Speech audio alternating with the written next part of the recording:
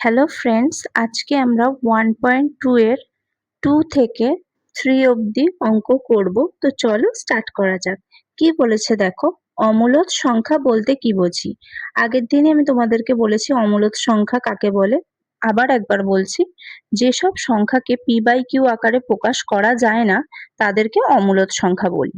আর অমূলদ সংখ্যার উদাহরণ হচ্ছে √3, দাঁড়াও লিখছি আমি, √3, √5, √8, তারপর হচ্ছে √11।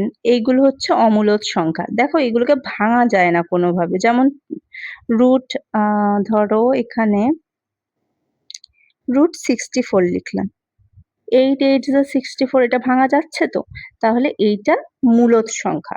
আর এইগুলোকে ভাঙা যাচ্ছে না, তাহলে এগুলো কি হচ্ছে, এগুলো অমূলদ সংখ্যা। তাহলে 4টি উদাহরণও তোমরা পেয়ে গেলে। তো চলো নেক্সট প্রবলেম স্টার্ট করা যাক। দেখো এখানে বলেছে নিচের সংখ্যাগুলির মধ্যে কোনটি মূলদ সংখ্যা এবং কোনটি অমূলদ সংখ্যা সেটাকে লিখতে বলেছে। ঠিক আছে, দেখো √9 দেওয়া আছে, তাই তো। √9, দেখো তো √9 কে ভাঙা যায় কিনা। √9 কে ভাঙা যায় তো, 3 × 3, এটা মানেই তো √9, মানে 3, তাই তো। √9 কে ভাঙলে কত হয়, 3 হয়। তাহলে এইটা কি হবে, ভাঙা যাচ্ছে। তাহলে এটা হচ্ছে মূলদ সংখ্যা। বুঝতে পারলে। এটা এরকম যেমন 225 কে তোমরা লসাগু করতে থাকো 5 দিয়ে।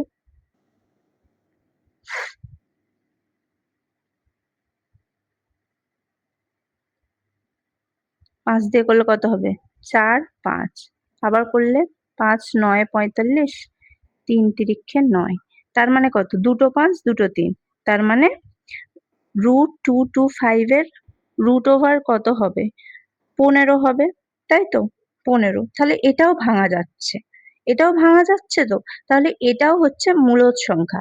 আর যেগুলোকে ভাঙা যাবে না সেইগুলো হবে কি, অমূলদ সংখ্যা। যেমন দেখো -81, 81 কে ভাঙা যায় তো, 9 9 81, তাহলে কি হবে, -9 হচ্ছে, এটা হচ্ছে মূলদ সংখ্যা। বুঝতে পারলে। যেমন 29, √29 কে কি ভাঙা যায়, √7 কে কি ভাঙা যায়, ভাঙা যায় না।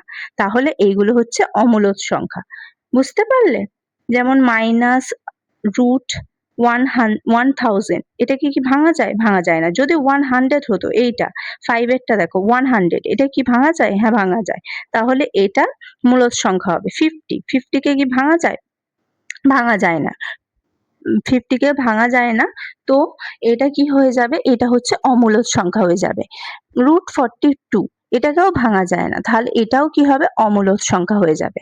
বুঝতে পারলে। তো যদি ভিডিওটা ভালো লেগে থাকে একটু লাইক করো এবং চ্যানেলটি সাবস্ক্রাইব করে নিও আরো নতুন নতুন ভিডিও পাওয়ার জন্য।